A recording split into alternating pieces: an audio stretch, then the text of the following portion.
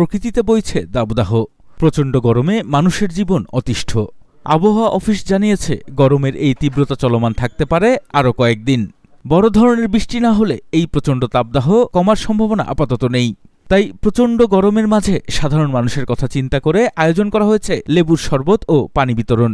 রিকশাওয়ালা, শ্রমজীবী ও হাসপাতালে আগত রোগীর স্বজনদের মাঝে বিতরণ করা হয় কোমল পানি ও লেবুর শরবত। পানি বিতরণে উপস্থিত ছিলেন ঢাকা মহানগর উত্তর যুবলীগের সহসভাপতি জাফর ইকবাল।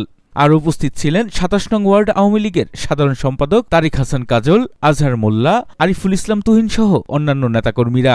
এই আয়োজনের সার্বিক সহযোগিতায় ছিলেন ২৭ নং ওয়ার্ড আওয়ামী লীগের সাংগঠনিক সম্পাদক মোহাম্মদ আজিজুল হক।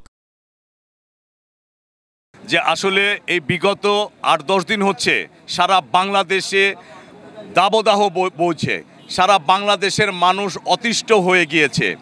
কারণ আমরা আল্লাহ রব্বিল আলামিনের কাছে অলরেডি আমরা মসজিদ মাদ্রাসায় দোয়ার আয়োজন করেছি যেন আল্লাহ এইখান থেকে আমাদেরকে একটু শান্তি দেয়, বৃষ্টি বর্ষণ করে, যেন আল্লাহর কাছে সেই প্রার্থনাটুকু আমরা করেছি। আপনারা জানেন যে আমাদের এই ২৭ নং ওয়ার্ডের শিশুপঙ্গু ইউনিটটা, এই ইউনিটের অনেকগুলো হাসপাতাল আছে, বিশেষ করে শিশু হাসপাতাল এবং পঙ্গু হাসপাতাল।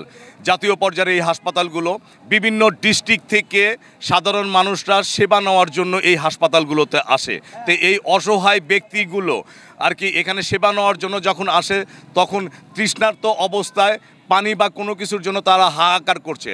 তখন আমাদের এখানকার যুবলীগের নেতা অর্থাৎ আমার এই ওয়ার্ড যুবলীগের সাধারণ সম্পাদক শওকত এবং এই ওয়ার্ড যুবলীগের সাংগঠনিক সম্পাদক আজিজুল হক, তারপরে আমার এই ইউনিট আওয়ামী লীগের সম্মানিত সভাপতি আজহার মোল্লা সহ সকলের উদ্যোগে তারা আসলে চিন্তাভাবনা করেছে যে তারা বিনা ইয়াতে পানি বিতরণ করবে সাধারণ জনগণের মাঝে, রিকশাওয়ালা, গরিব, অসহায় মানুষদের মাঝে শরবত দিবে।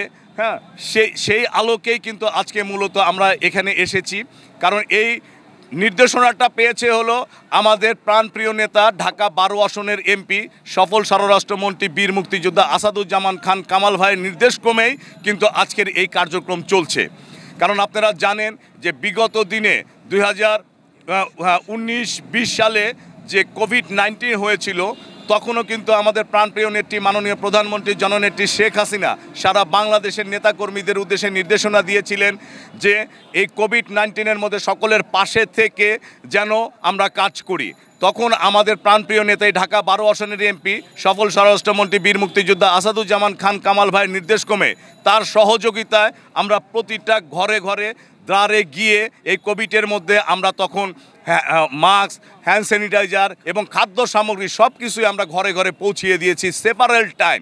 সুতরাং এবারও কামাল ভাইয়ের নির্দেশক্রমে যতদিন এই দাবদাহ থাকবে ততদিন এই কার্যক্রমগুলো চলবে, অর্থাৎ সাধারণ জনগণের মধ্যে খাদ্য সামগ্রী, পানি এবং শরবত বিতরণ চলতেই থাকবে। না না না না এটা তো আসলে কাউন্সিলর নির্বাচন। আপনারা জানেন যে জানুয়ারিতে হয়তো কাউন্সিলর নির্বাচন হবে। সেই কাউন্সিলর নির্বাচনে সাধারণ জনগণ আর কি সবাই মিলে আর কি বলছে যে এবার আপনি নির্বাচন করতে হবে। সেই আলোকে জনগণকে নিয়েই তো আমি রাজনীতি করি, চলি। এখন তাদের কথা তো আমি ফেলাই দিতে পারি না। তখন আমি বলছি যে ঠিক আছে, তোমরা যদি আমার পাশে থাকো তাহলে তোমাদেরকে নিয়ে আমি নির্বাচন করব, আর তোমরা যদি আমাকে নির্বাচিত করো তাহলে এই ২৭ নং ওয়ার্ডকে ঢাকা মহানগর উত্তর দক্ষিণের মধ্যে সর্বশ্রেষ্ঠ ওয়ার্ড হিসাবে রূপান্তরিত করতে আমি সক্ষম হব। অর্থাৎ পূর্ব পশ্চিম রাজাবাজার, মণিপুরি পাড়া এবং শেরে বাংলা নগর নিয়ে এই ওয়ার্ড সকলকে নিয়ে একটি মডেল ওয়ার্ডে রূপান্তরিত করতে সক্ষম হব। আপনাদেরকে ধন্যবাদ। জয় বাংলা, জয় বঙ্গবন্ধু।